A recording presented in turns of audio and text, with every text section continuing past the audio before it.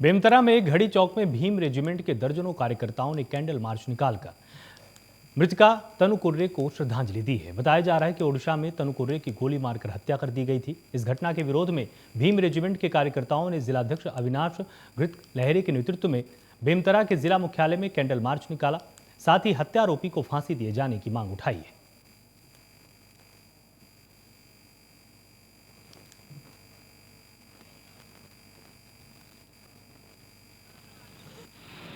निवासी तनु कुर्रे का एक सचिन अग्रवाल नामक व्यक्ति के द्वारा प्रेम जाल में फंसाकर उसे उड़ीसा ले जाकर उसे गोली मारकर उसकी निर्मम हत्या कर दी जाती है, जिसको लेकर आज हमारे संगठन और समाज के द्वारा यहाँ पर उनको श्रद्धांजलि दी गई है। और एक सी बात मैं छत्तीसगढ़ निवासियों से मैं अपील करना चाहता हूँ और अपनी बातों को मैं रखना चाहता हूँ। हमारे छत्तीसगढ़ के निवासी जो यहाँ पे जितने भी समाज के लोग रहते हैं, उनमें एक चीज़ मैं देखा हूँ कि उन लोगों में जब यूपी, बिहार, दिल्ली, राजस्थान की किसी लड़की, किसी व्यक्ति के ऊपर जब घटना घटती है तो हमारे लोग डंडा झंडा लेकर justice for Unnao, justice for Katiya, justice for Damini, justice for Nirbhaya, justice for Manisha Valmiki, justice for Indra Kumar Meghwal, justice for Priya Reddy करके निकल जाते हैं। लेकिन जब छत्तीसगढ़ के हमारे ही भाई बहन, हम किसी भी समाज के, जब उनके ऊपर जब अत्याचार होता है, जब उनकी निर्मम हत्या की जाती है, तो हमारे लोग जो मौन रहते हैं, उन लोगों से भी अपील करता हूँ कि आप अपने समाज, अपने क्षेत्र, अपने आसपास के रहने वाले लोगों के ऊपर जब अत्याचार होती है तो वहां पर प्रमुखता के साथ उठकर उनके भी समर्थन लोगों से अपील करता हूं।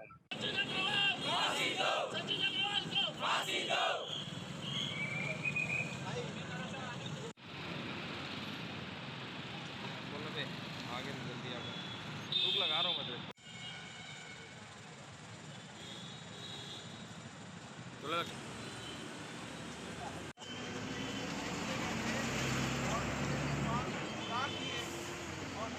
Justice for Tanu Kurre! Justice for Tanu Kurre! Sachin Agarwal को फांसी दो! सचिन अग्रवाल को फांसी दो! मालगांव के छुई खदान में काम करते समय खदान की जमीन अचानक धंस गई। इसमें 7 मजदूरों की जान चली गई। जानकारी के मुताबिक खदान में काम करते समय अचानक ये खदान धंस गई थी। वहीं घटना की जानकारी पर पुलिस ने मौके पर पहुंचकर बचाव राहत कार्य शुरू करते हुए घायलों को अस्पताल भी भेजा है। मरने वालों में 6 महिलाएं और 1 पुरुष बताया जा रहा है। वहीं खदान में कुछ और लोगों के फंसे होने की बात सामने आई है, जिन्हें एनडीआरएफ की टीम की मदद से रेस्क्यू करने का पूरा प्रयास किया जा रहा है।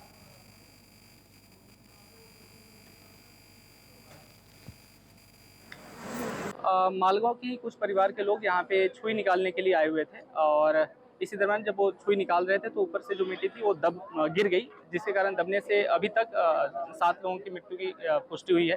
5 लोग को मृत हालत में निकाले गए थे। 2 की सांसें चल रही थी, उनको अस्पताल ले जाया जा रहा था। जब अस्पताल में जब तक पहुंचे डॉक्टर ने बताया कि उनकी भी मृत्यु हो चुकी है। इन 7 मृतक लोगों में 6 महिलाएं हैं और 1 पुरुष है। बाकी अगर किसी की दबे होने की आशंका है तो इसी के लिए अभी खुदाई जारी है। अगर मिलते हैं तो आगे उसकी संख्या आपके साथ शेयर की जाएगी। ग्रामीण एग्जैक्ट नहीं बता पा रहे हैं क्योंकि जो देखे हुए, जो घटना को देखे हैं वो यहाँ है नहीं। उनकी भी जो एक ने बताया है ग्रामीण ने कि एक महिला देखी है, उनके घर पे हम टीम भेजे हैं ताकि वो एग्जैक्ट नंबर हम लोगों को बता दें। अभी तक के अनुसार कुछ लोग बोले कि सर 7 ही लोग थे शायद। बाकी अगर ऐसा होता तो पता चल गया होगा। अगर बाकी खबरों की पुष्टि के लिए कि 7 के अलावा नहीं है, इसलिए खुदाई जारी है। मालगांव की कुछ परिवार के लोग यहाँ पे छुई निकालने के लिए आए हुए थे और इसी दरमियान जब वो छुई निकाल रहे थे तो ऊपर से जो मिट्टी थी वो गिर गई, जिसके कारण दबने से अभी तक 7 लोगों की मृत्यु की पुष्टि हुई है। 5 लोग को मृत हालत में निकाले गए थे। 2 की सांसें चल रही।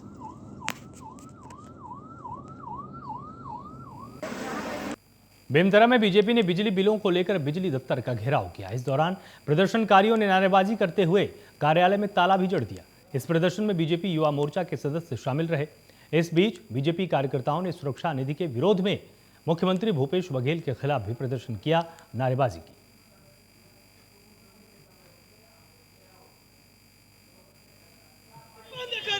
ये नीतिगत निर्णय है, पूरे छत्तीसगढ़ शासन का है ये। इसमें मेरा तो कुछ नहीं, सब इन्होंने ज्ञापन दिया है भारतीय जनता पार्टी ने, इन्हें मैं उच्च कार्यालय को भेज दूंगा। जो भी नियामक आयोग का निर्देश होगा उस हिसाब से इसमें कुछ किया जा सकता है। बार बार नहीं आते। एक्चुअली क्या होता है कि हम लोग 180 दिन की जो खपत होती है उसको हमारा जो कंपनी है वो हमारे पास सुरक्षा निधि के रूप में रखता है। कई बार क्या होता है कि कि या तो दर बढ़ती हैं या खपत बढ़ती है, उससे जिसका कम होता है उसको बिल में जोड़ा जाता है। दरअसल प्रदेश नेतृत्व युवा मोर्चा के आह्वान पे पूरे छत्तीसगढ़ में जो अभी लगातार बिजली में बढ़ोतरी हो रही है, जिससे आम जनता, आम नागरिक परेशान है, उसको लेके हमने बिजली ऑफिस का आज घेराव किया। अगर ये जो चीज़ें हैं, जो बिजली बिल में लगातार बढ़ोतरी है, अगर वो कम नहीं होगी तो ये विरोध रूप से बहुत मतलब बड़ी संख्या में उग्र आंदोलन किया जाएगा। यहाँ छत्तीसगढ़ में भूपेश सरकार है, जो सुरक्षा निधि के नाम पे पता नहीं किसी को लाख रुपए, किसी को 1000 रुपए, जो गरीब है एक कमरा में रहता है उसको भी कई हजार। मेरे बाजू वाले गांव में आप जाकर देखेंगे, वहाँ 5-5 लाख बिजली का बिल आया है। एक गरीब आदमी 5 लाख, कितने साल वो 5 लाख को काउंट नहीं कर सकता, वो 5 लाख का बिजली का बिल आया है। इसके लिए जो ये सुरक्षा निधि के नाम में ये कर रहे हैं ना भूपेश बघेल, सबसे तानाशाही करके वसूली कर रही है, इसके लिए हम सब बिजली ऑफिस का घेराव किए। रायपुर में विधानसभा में आज आरक्षण के मुद्दे पर सदन में सत्तापक्ष और प्रतिपक्ष के सदस्यों के बीच हाथापाई की नौबत आ गई थी। मंत्री शिव कुमार डहरिया और भाजपा के वरिष्ठ विधायक अजय चंद्राकर के बीच टकराव के साथ मामला हाथापाई तक जा पहुंचा। इसके बाद विधायकों ने बीच बचाव कर मामला शांत कराने की कोशिश की। वहीं बीजेपी और विपक्ष लगातार इस मुद्दे को लेकर वार पलटवार की स्थिति में बने हुए हैं। देखिए, डहरिया जी तो एक टूल्स हैं, उसका खुद का कोई विवेक नहीं। जैसा जैसा रविंद्र चौबे जी कहेंगे माननीय मंत्री जी, वैसा वैसा वो खड़े होंगे। वो क्षमा के योग्य आदमी। आज तो उसको मुख्यमंत्री जी ने उचकाया। आज जो घटना घटी सदन के अंदर, वो सबके जिम्मेदारी यदि कोई है तो श्री भूपेश बघेल जी हैं और श्री रविंद्र चौबे जी हैं, दूसरा कोई नहीं। उनके कहने से क्या होता है? अभी तो मैं विधेयक पर भाषण दे के आ रहा हूं, विधेयक का समर्थन करके आ रहा हूं, विधेयक पर जो संदेह है उसको बोल के आ रहा हूं। अब आप मुख्यमंत्री जी का भाषण सुनिए कि मेरे उठाए मुद्दों पर वो उत्तर देते हैं कि नहीं देते, कि मोहन मरकाम की तरह भाषण करेंगे, हम दे रहे हैं करके जो मुद्दे उठाए गए हैं उसमें वो बात करेंगे कि नहीं करेंगे, यह महत्वपूर्ण बात है। समर्थन महत्वपूर्ण था, हमने दिया, लेकिन उसके अंदर जो बातें हैं, क्वांटिफाइबल डाटा आयोग अलग बोल रहा है, 58% के लिए कोर्ट में गए हैं, 21 की परीक्षाएं हो गई हैं। जब इतने कमिटेड हैं, कल रोस्टर जारी करेंगे क्या? वो बहुत शर्मनाक स्थिति है। ये जो विपक्ष ने अपना आपा खोया है, भारतीय जनता पार्टी ने अपना आपा खो दिया है, और कांग्रेस चाहती है कि हर परिस्थिति में आरक्षण लागू हो और उसके लिए बहस जारी है। लेकिन भारतीय जनता पार्टी का चेहरा इसमें बेनकाब हो रहा है। वो पूरा प्रयास कर रहे हैं और यहाँ तक कि हाथापाई की नौबत में भी आ गए हैं कि आरक्षण को रोकने के लिए। लेकिन मुझे पूरा उम्मीद है कि हमारी सरकार इसको पारित कराने में सफल होगी और लोगों को आरक्षण व्यवस्था दिया जाएगा। नवगठित जिले मनेन्द्रगढ़, चिरमिरी, भरतपुर का सरगुजा रेंज के आईजी ने निरीक्षण किया है। इस दौरान आईजी ने पुलिस अधिकारियों के साथ बैठक की, जिसमें उन्होंने अपराध पर अंकुश लगाने के सख्त निर्देश दिए। साथ ही नक्सल समस्या को रोकने के लिए अभियान चलाने की जानकारी दी है। तो इसी को लेके एसपी साहब के मार्गदर्शन में ये थाना प्रभारियों को निर्देशित किया गया है कि किसी भी प्रकार की जो अवैध कार्रवाई या अवैध जो कारोबार हैं वो ना चले और अधिक से अधिक कार्रवाई की जाए। वर्तमान में यही है कि सरगुजा रेंज में काफ़ी हद तक नक्सली समस्या पे काबू पाया जा चुका है। बलरामपुर के कुछ बॉर्डर के इलाकों में जैसे झारखंड पुलिस के साथ कोऑर्डिनेशन करके संयुक्त अभियान चलाए जा रहे हैं। और जैसा कि आप लोगों ने पढ़ा होगा कि बुरा पहाड़ एरिया जो है उसको डोमिनेशन काफ़ी हद तक कर ली गई है, और अभी भी संयुक्त टीमें झारखंड की और छत्तीसगढ़ पुलिस, साथ में सीआरपीएफ और कोबरा, इन सबको मिला के संयुक्त अभियान चलाए जा रहे हैं ताकि इस एरिया में नक्सलियों की घुसपैठ दोबारा ना हो।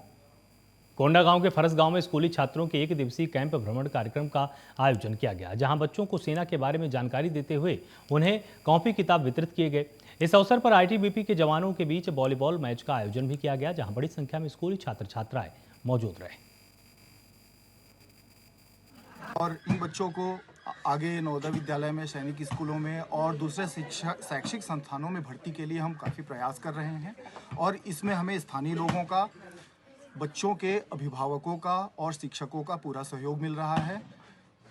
जब भी बस्तर क्षेत्र में शिक्षा के विकास की बात हो तो हम चाहते हैं कि एक नाम हमारी इस वाहिनी का, आईटीबीपी का भी हो।